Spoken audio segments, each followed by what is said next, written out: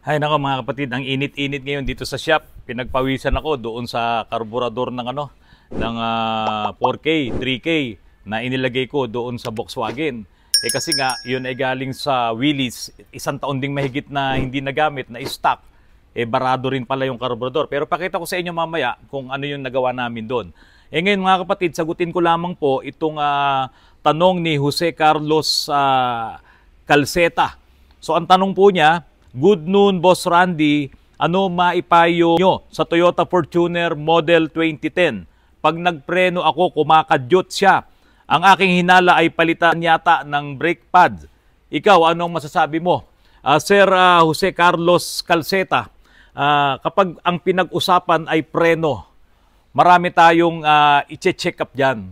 So kapag yan ay dinala mo sa talyer, unang-unang dapat i-check up dyan ay yung level ng fluid. Dapat iyan ay kumpleto. Dahil kung hindi kumpleto yan, kapag namembreno ka, kaunti na ang fluid level ng, ng canister mo, may pagkakataon na hahanginin yung mga linya ng preno at yan nga, pwedeng parang kumakadyot ang dating. Dahil hindi na pupuntahan ng fluid yung buong system ng brake system mo. Kasi yan ay may ABS. Ngayon, pangalawa, i-check mo rin, siyempre, yung kapal ng mga brake pads mo. Baka meron ng manipis dyan or nag-stack up ang slider ng caliper mo. So yung isa numipis na ng husto at baka mamaya bakal sa bakal na. So ang dating nun, kung meron ng napudpud na lining dyan or nasira talaga, natanggal yung lining, so bakal na yon, kapag namreno ka, dudulas, kakapit na para bang akala mo ay kumakadyot. So i-check mo rin yung rotor disc mo. Baka naman iyan ay hindi na pantay yung surface. Kaya nga ang gagawin dyan ay ipare-resurface. Ngayon, kung ang pedal mo kapag umapa ka sa preno ay parang nanginginig na ganyan, tinutulak-tulak yung paa mo nung pedal, nung brake pedal, ay baka naman nga yung brake drums mo naman ay may oblong na. Kasi sa mga Fortuner, karamihan dyan, yung rear brakes mo ay brake drums. So kailangang ipa-check mo rin yan. Ngayon, kung lahat ng mga sinabi ko sa iyo, caliper na check-up, brake pads, rotor, pati yung brake drum sa check-up mo, pati na rin yung mismong mechanism, kailangan yan ay in place at tama yung mga pagkakabit yan. Kapag yon ay na-check-up mo na lahat at yon ay okay naman, ito na ang problema mo, yung mismong ABS system. Kasi po, yung ABS system, may motor din yan, may mga solenoid yan, na kapag ka namembreno ka, iyan ay talagang nagtatrabaho. Bawat isa dyan ay nag-a-adjust ng kanyang posisyon, ng kanyang pressure, para nga ma-level yung mga preno sa bawat gulong at hindi ka mag-skid. Halimbawa, itong preno mo dito sa kaliwang side, sa harapan, ay sumobra ng kapit at dito naman sa kanan ay mahina ang kapit, mga kapatid, pwede kang mag-skid. Kaya ang trabaho ngayon nung anti-lock braking system, nung ABS na yan, ay pantay-pantayin lahat yung kapit ng preno diyan sa mga gulong mo. Paano kung magka-problema yan? At hindi niya na naaayos yung kanyang trabaho. Kakapit, bibitaw, at yan ang magiging problema mo. Yan marahil yung sinasabi mo na parang kumakadyot-kadyot. At kapag ka nasira ang ABS system, talagang kailangan mo nang palitan yan.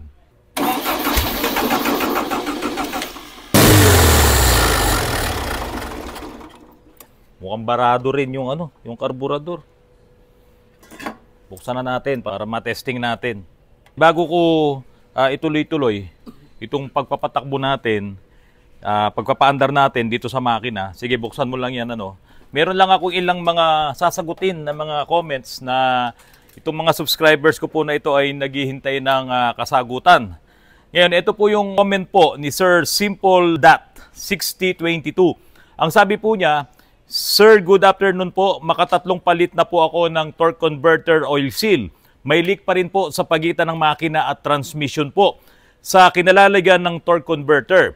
Ano po kaya ang pwedeng panggagalingan panang problema? May napanood po ako sa YouTube din po sa paraan ng pagkakabit ng oil seal. Medyo hindi po ganun kapulido ang mekaniko namin sa pagkakabit po ng oil seal, gaya po ng napanood ko po. Napakaingat niyang magkabit nito.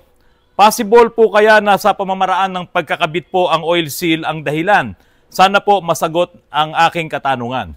Ito po, doon sa 3 beses na nagpalit kayo, at kung yun ay same mekaniko rin, malamang meron talagang mali doon sa pagkakabit niya. Baka naman mamaya baliktad yung ikinakabit niyang oil seal. Ngayon, pangalawa, pwede rin naman pong torque converter nyo ay mayroon ng problema. Baka iyan ay meron ng leeg. Yung pinaka-shafting.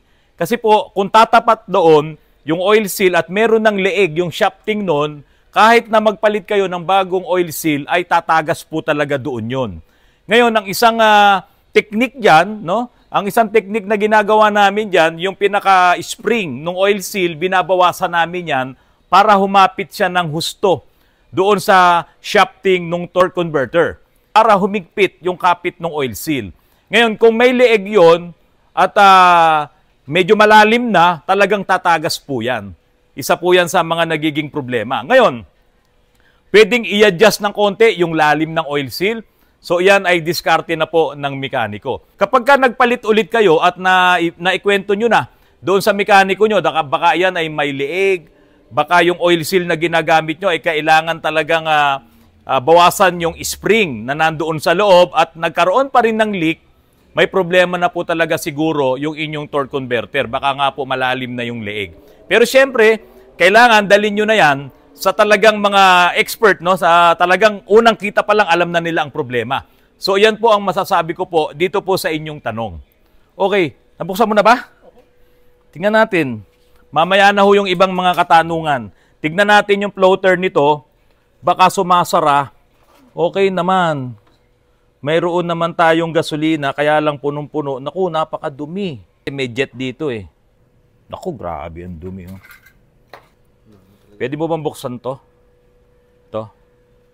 Para lang matira ko ng carb cleaner tong jet.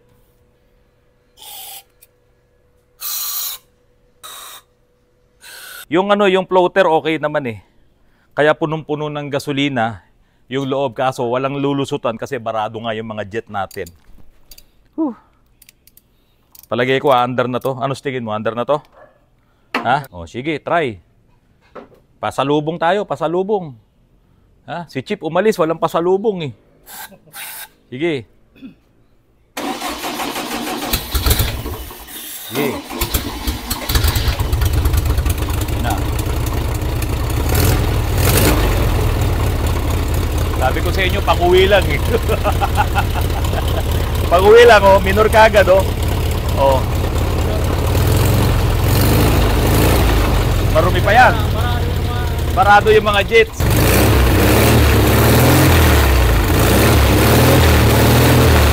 At ito pa po ang isang tanong mula po kay Life Hacks Techniques. Tinatanong po niya kung yun daw po bang 4K na carburetor ay pwede daw po doon sa mga Lancer na Pizza Pie. No? So pwede naman po talaga, marami na po akong nagawang ganyan, na-convert ko na po ng 4K yung mga Lancer na Pizza Pie na yun nga yung mga naka-piston type na carburetor. Yung piston type na carburetor, magandang klaseng karburador yan. Kaya lang pag nagka-problema na, ay wala namang nabibiling repair kit. Unlike itong mga 4K at 3K na mga karburador na to, maraming nabibiling repair kit at may nabibiling brand new nung mga ganitong klase ng karburador. At ito po ay matipid din talaga sa gasolina. At maraming nakakaalam ng mga mekaniko kung paanong yan ay patinuin at linisin. Ngayon, ang halaga nitong mga 4K, 3K na carb na to, parang nasa 3K, 4K din. 3,000 at 4,000. Minsan makakatapat ka nga sa online, may makukuha ka pang 2,800, no? 2,500 na mga karburador na yan. At ang ginagawa naman namin dyan, dito sa Autorans ay nilalagyan namin ng conversion plate yan na mula doon sa piston type. Isa lang kasi butas ng piston type eh. Tapos parang paru-paro pa yung korte nung nung plate niyan. So ginagawa namin yan ng base plate, tapos yung ibabaw nun ay mailalagay mo na yung 4K na carburetor. Mas matipid po yun sa gasolina. Pwede po yan, Mr. Life Hacks Techniques. Yung tinatanong nyo po, iyan po ay pwede sa Pizza Pie na Lancer. One click pa pala. Mga kapatid, itong makina na to ng Lancer, na ito yung tinatawag nilang Pizza Pie, ang karburador na to ay piston type. Yung piston type na carburetor na yan, napakagandang gamitin yan. Kung bago lang talaga to, napakatipid niyan sa gasolina. Kaya lang kapag nagka-problema rin yung karburador na yan, nako, wag kang umasang titipid pa yan at magiging palyado pa. Ang ganda nitong comment po nitong si Sir Arvin Sam, X9J. Ang sabi po niya, Sir, pwede kang humingi ng funding assistance sa government to conduct R&D, research and development sa vehicles. Meron nga lang requirements. Sumulat ka sa DOST, Department of Science and Technology, meron silang assistance sa mga ginagawa mo. Siguro yung mga electric vehicle na i-convert natin, no? Ang sabi niya rito, comply mo lahat na requirements. Kung meron man na dapat talagang tulungan ang gobyerno natin pagdating sa mga ganitong bagay, tulungan na lamang nila yung TESDA, tulungan nila yung mga vocational institute ng ating yung mga private vocational institute, tulungan nila yan, pati yung mga eskwelahan.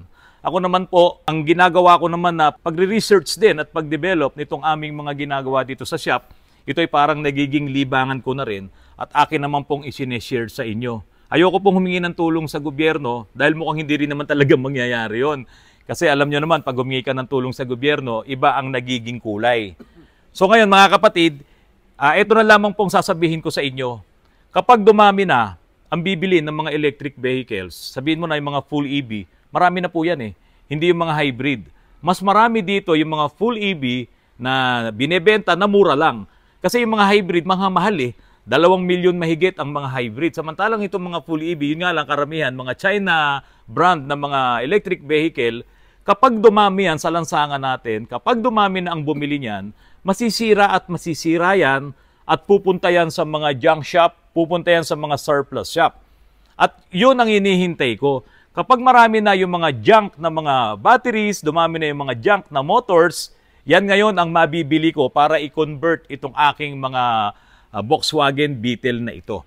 Sa US po, yung mga ginagawa nilang mga conversion kit dyan ay galing sa Tesla at galing doon sa ilang mga Ford na mga units na electric vehicle. Ikino-convert nila sa kanilang Karmann Ghia, sa Volkswagen, doon sa mga lumang sports car, yung mga surplus, mga junk na mga sasakyan na write-off na total loss na ng mga insurance, yan ang binibili nila, yung mga motor niyan at mga battery niyan. Sa totoo lang mga kapatid, ang electric vehicle, para lang din naman talagang nag-develop ka, no?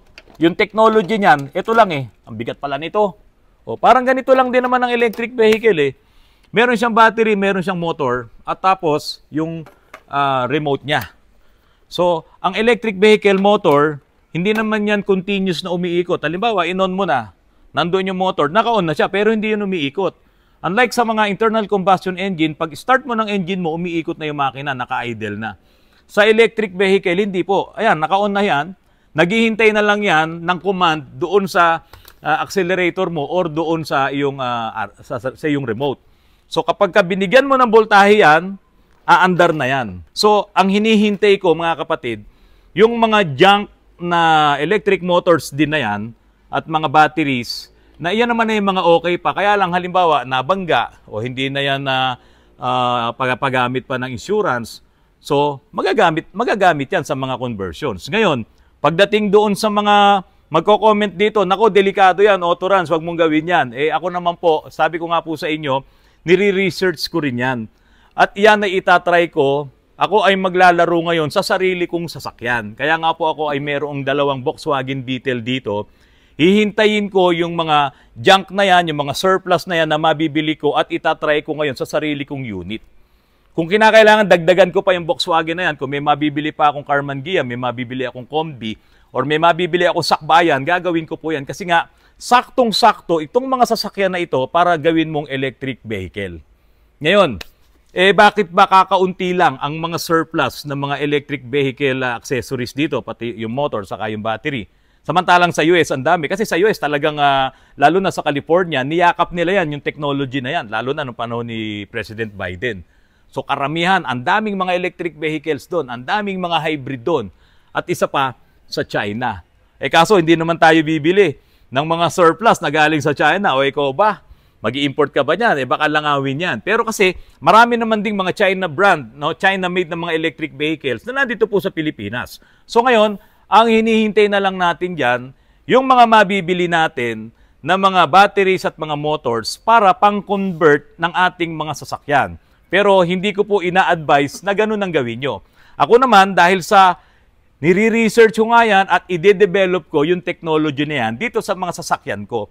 Para naman, pag dumating ang panahon na nandyan na talaga yung mga electric vehicle kits na yan na nabibili mo na kahit saan ditong lupalop ng Metro Manila o sa buong Pilipinas, ay alam ko na yung aking mga dapat gawin. So mga kapatid, sana po muling nakatulong sa inyo itong vlog ko na to. At sa mga susunod na araw, darating na po yung ating electric air condition na ilalagay natin doon sa ating Kotsing Pagong. O ayan, ayaw kasi nung ibang tawagin ko na Kotsing Kuba dahil para daw may kapansanan. Eh hindi naman po, yung kasi nakagisnan, yun na rin na nakagisnan ko eh. Okay, Volkswagen Beetle Kotsing Pagong. O ayan, tuloy-tuloy po tayo sa pag-develop nung ating alaga na yan, nung ating project na yan. At itong mga ginagawa naman namin din dito sa Autorans, kapag meron akong kailangan na ipakita sa inyo, i-share sa inyo, yan po ay aking i-share. Mga kapatid, comment lang po kayo ng comments. Yung mga katanungan nyo, ilagay nyo lang sa comments dito at sasagutin ko po sa mga susunod na vlogs ko. Maraming salamat po at magandang gabi po sa inyong lahat. Okay mga kapatid, ito na po yung bigay sa akin ni Kari Abiola. Volkswagen. Ito, binababa na po namin. Flat lang yung mga gulong. Palitan natin ng gulong para maitulak natin gano'n. Ano?